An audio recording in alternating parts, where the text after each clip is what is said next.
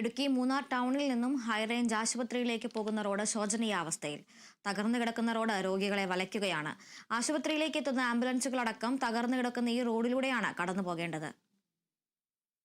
ആയിരക്കണക്കിന് ആളുകളുടെ ആശ്രയമായ ആശുപത്രി റോഡിന്റെ ശോചനീയാവസ്ഥയാണ് ഈ കാണുന്നത്.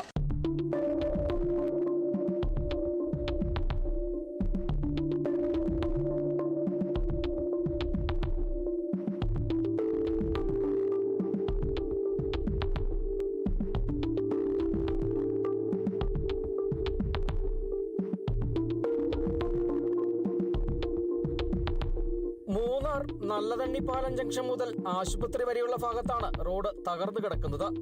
റോഡിൽ നിരവധിയിടങ്ങളിൽ കുഴികൾ രൂപം കൊണ്ടിട്ടുണ്ട്. തകർന്നു കിടക്കുന്ന ഈ റോഡ് രോഗികളെ വലയ്ക്കുകയാണ്.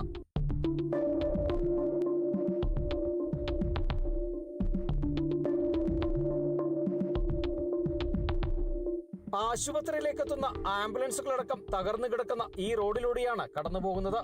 ഇന്റർനാഷണൽ ടൂറിസ്റ്റ് ഡെസ്റ്റിനേഷനാണ്. അതുപോലെ തന്നെ ഇവിടുത്തെ തോട്ടത്തൊഴിലാളികളും ആദിവാസികളും അതുപോലെ തന്നെ നിരവധി ടൂറിസ്റ്റുകൾ വരുന്ന ഒരു സ്ഥലത്തുള്ള ഏക ഒരു ആശ്രയമാണ് ഈ ഫസ്റ്റ് റെഫറൽ ഹോസ്പിറ്റൽ. ആ ഹോസ്പിറ്റലിൻ്റെ റോഡ് തന്നെ അതോറിറ്റീസും അതുപോലെ തന്നെ ടാറ്റ ഹൈറേഞ്ച് അല്ലെങ്കിൽ KDHP കമ്പനിയുടെ മേജർ ഇതായിട്ടുള്ളതാണ്. അത് ഇതുവരെയായിട്ട് നന്നാക്കാൻ പറ്റിയിട്ടില്ല. തകർന്നു കിടക്കുന്ന റോഡിലൂടെ ഇരുചക്ര വാഹന യാത്രികരും മറ്റു ചെറുവാഹനങ്ങളും ഏറെ പ്രയാസമനുഭവപ്പെട്ടാണ് കടന്നു പോകുന്നത്.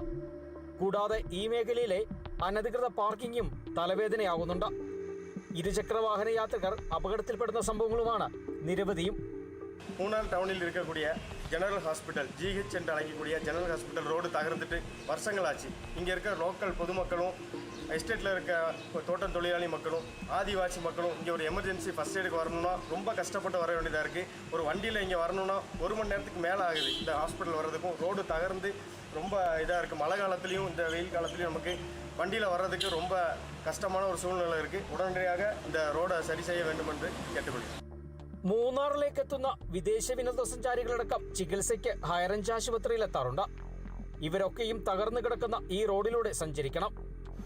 ഈ റോഡ് ഇങ്ങനെ തന്നെ കിടക്കട്ടെ എന്നാവാം ബന്ധപ്പെട്ടവരുടെ തീരുമാനം.